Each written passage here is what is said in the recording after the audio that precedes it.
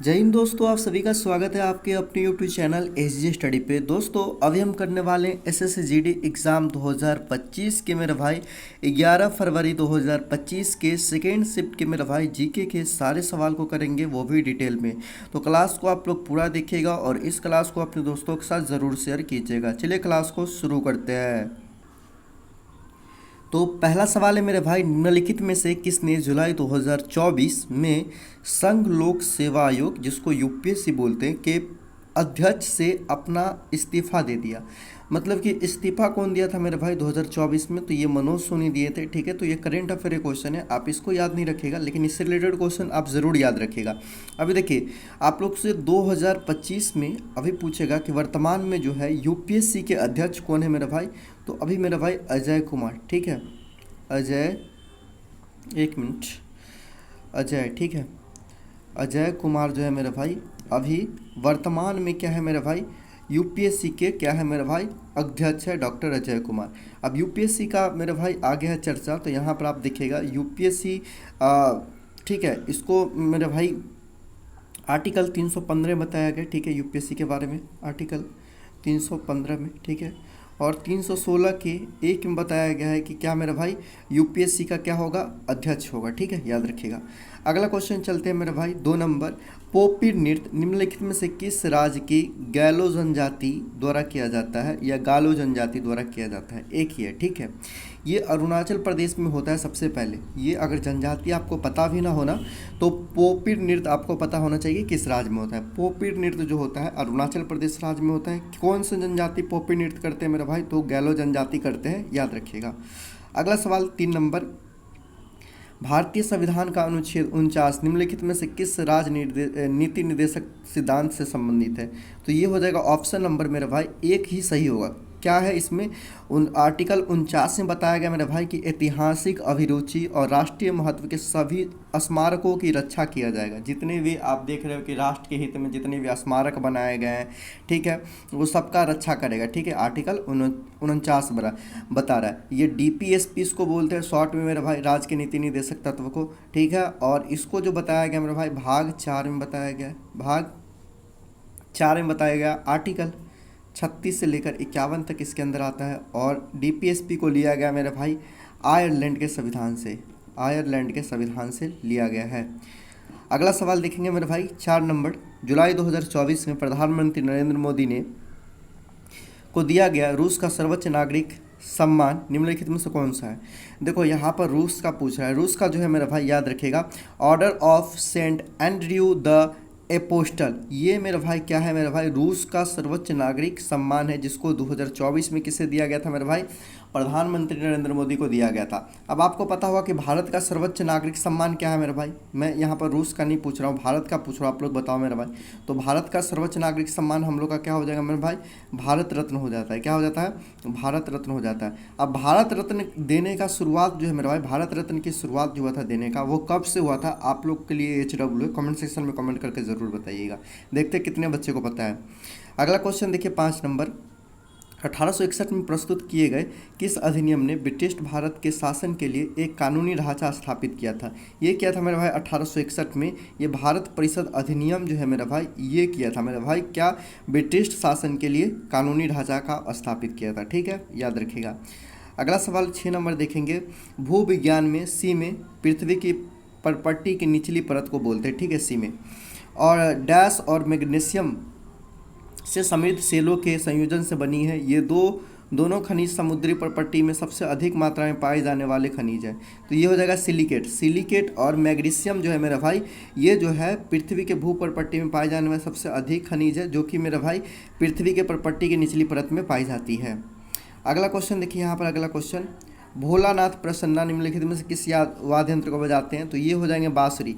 बांसुरी बजाते हैं मेरे भाई कौन? भोलानाथ प्रसन्ना, आप लोग याद रखिएगा। उसके बाद यहाँ से एक चीज़ और रिलेट कर सकते हैं, सितार से बहुत ही फेमस सितार वादक है मेरे भाई रविशंकर। कौन है मेरे भाई? रविशंकर। न जाने कितने बार आपके एग्जाम में ये क्वेश्चन पूछा गया, रविशंकर किस वाद्य यंत्र से संबंधित है?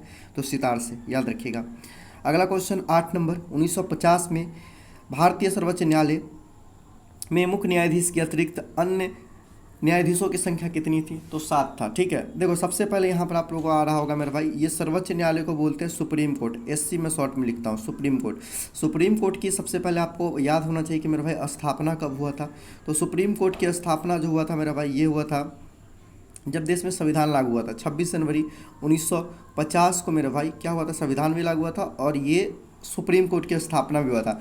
सुप्रीम कोर्ट की स्थापना मेरे भाई आर्टिकल 124 में मेरे भाई बताया गया है कि सुप्रीम कोर्ट की स्थापना और इसकी संरचना के बारे में बताया गया। ठीक है, 26 जनवरी 1950 को सुप्रीम कोर्ट की स्थापना होता है। कहाँ पर मेरे भाई? नई दिल्ली में होता है। ठीक है, और आपसे पूछेगा सुप्रीम कोर्ट के फर्स्ट, ठीक है, फर्स्ट जो होते हैं मुख्य न्यायाधीश, जिसको सीजीआई बोलते हैं, ठीक है, chief justice of India, CGI जो थे मेरे भाई वो कौन थे?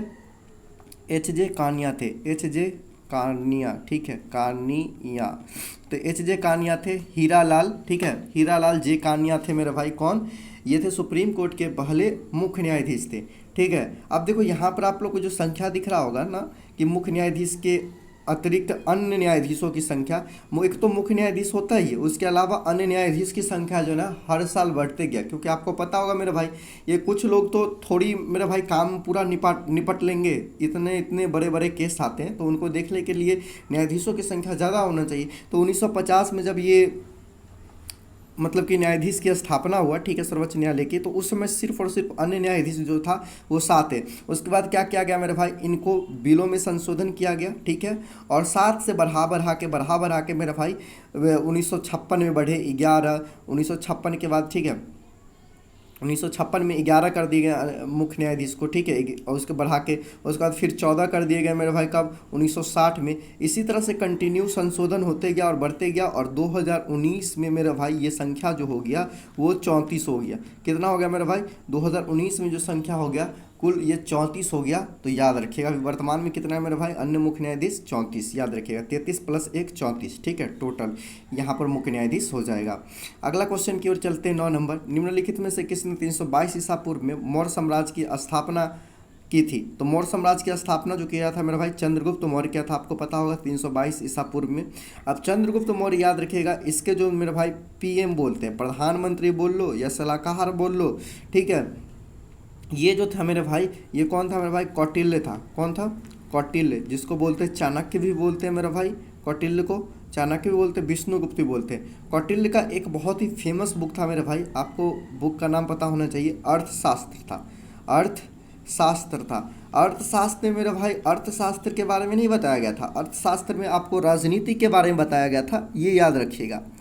अगला सवाल की ओर चलते हैं मेरे भाई। 10 नंबर, वह शारीरिक स्थिति जो सुख को कम करती है और परिपूर्णता की भावना का संकेत देती है, डैश के रूप में जानी जाती है।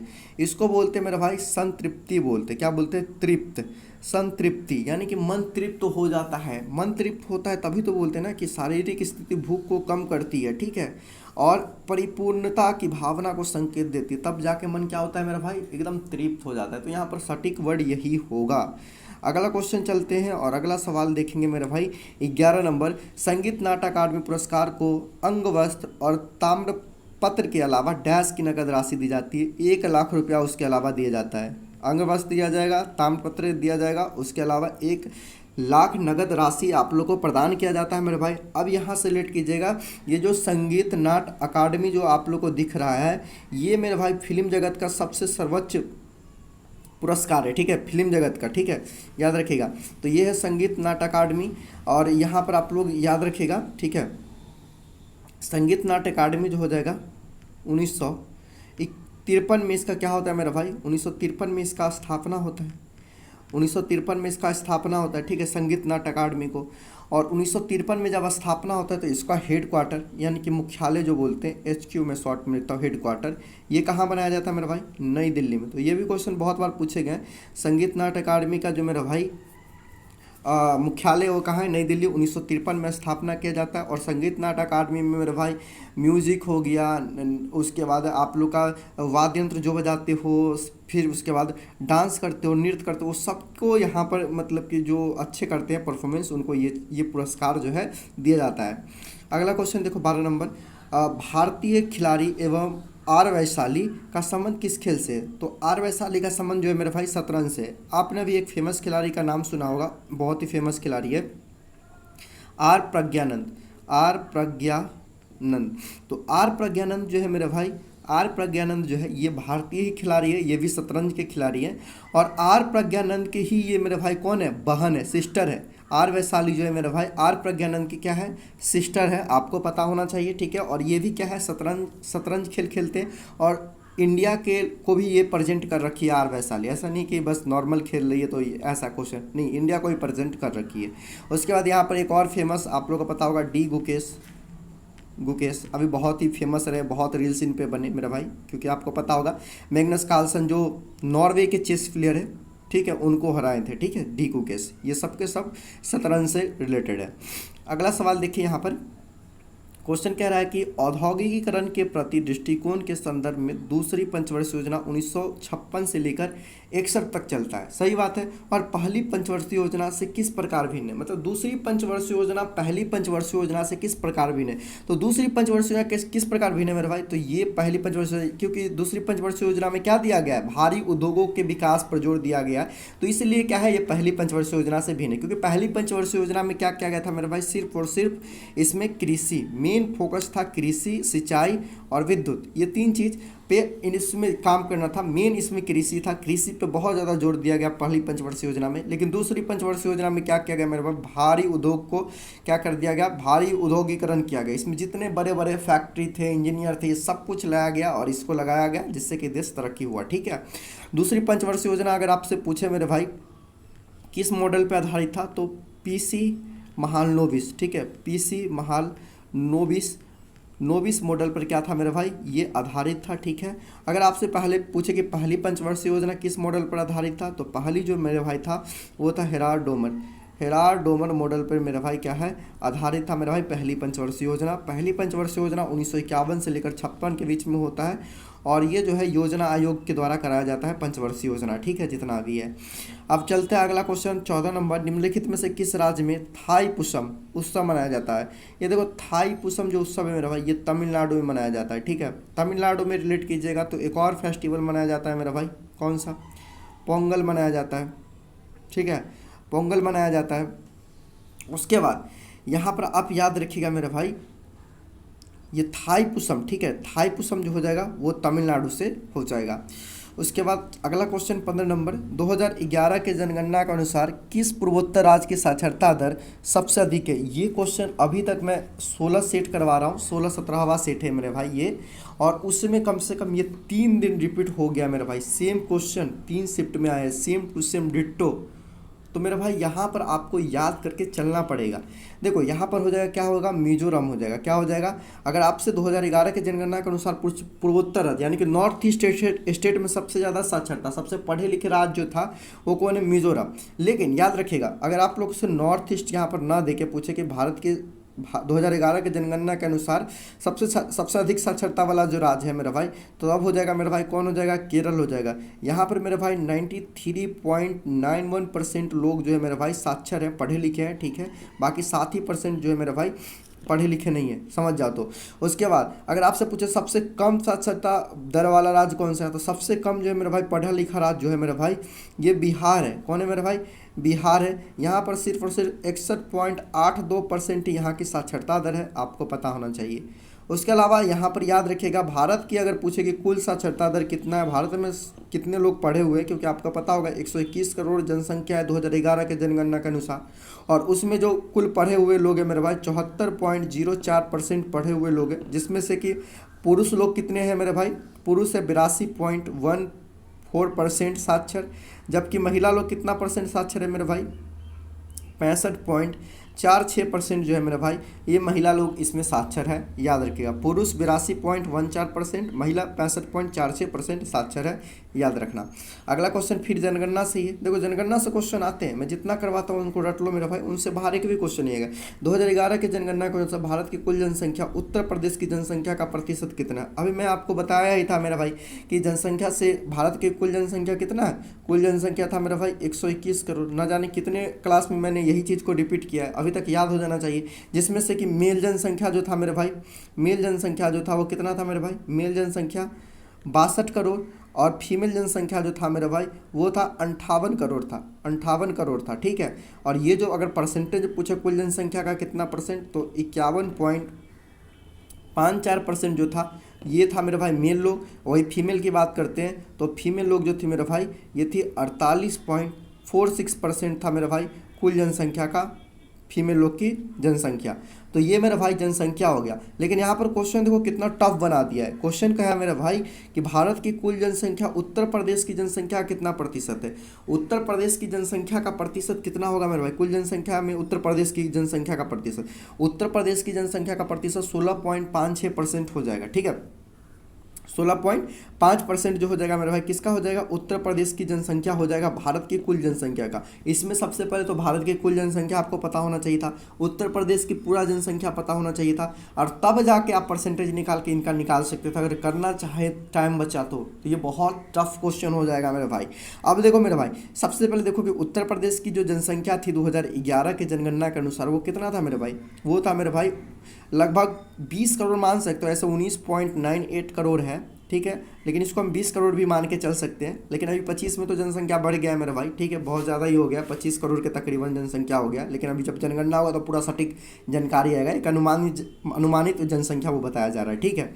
अब यहाँ पर और भी चीज़ यहाँ पर देखो कि एक क्वेश्चन जब ये पूछ सकता है तो इसका माइंड सेट चेंज हुआ ना, तो यहाँ पर सबसे कम जनसंख्या किस राज्य का है मेरे भाई 2011 के जनगणना का, सिक्किम का है, आपको पता होगा, और सबसे ज़्यादा उत्तर प्रदेश का था, तो सिक्किम का आपसे पूछ दे तो सिक्किम की जनसंख्या जो था मेरे भाई पूछेगा कि भारत की कुल जनसंख्या का कितना प्रतिशत है, तो ये है मेरे भाई 0.05%, 0.05% है, आप याद रखिएगा। अब देखो यहाँ से एक चीज़ याद रखना कि सिक्किम की जनसंख्या क्या था 2011 के जनगणना के अनुसार, बहुत कम जनसंख्या था मेरे भाई, 6,10,577 जनसंख्या था मेरा भाई, ठीक है, 2011 के जनगणना के अनुसार।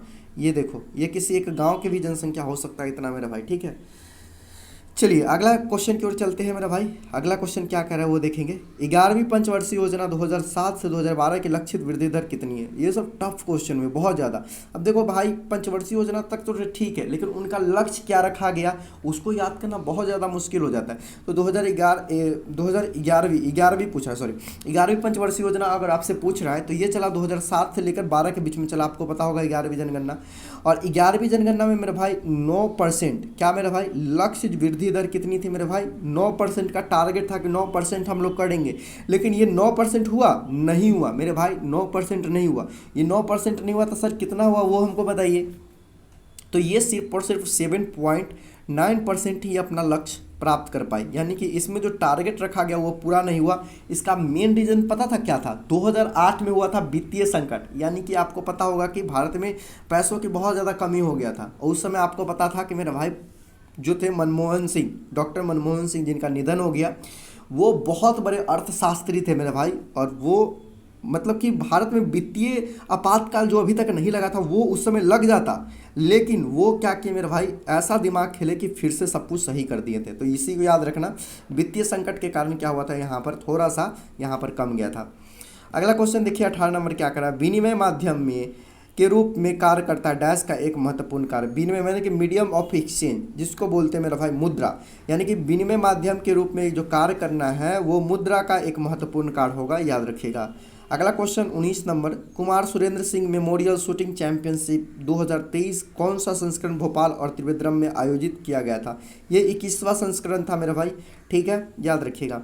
अगला क्वेश्चन देखेंगे 20 नंबर, हंस क्रिश्चियन ओस्टर्ड ने किसी तार में विद्युत धारा प्रवाह द्वारा निकट स्थित चुंबकीय दिक्सूचक सुई को विक्षेपित करने की परिघटना की खोज कब की थी, ठीक है, तो ये आपको बताना है।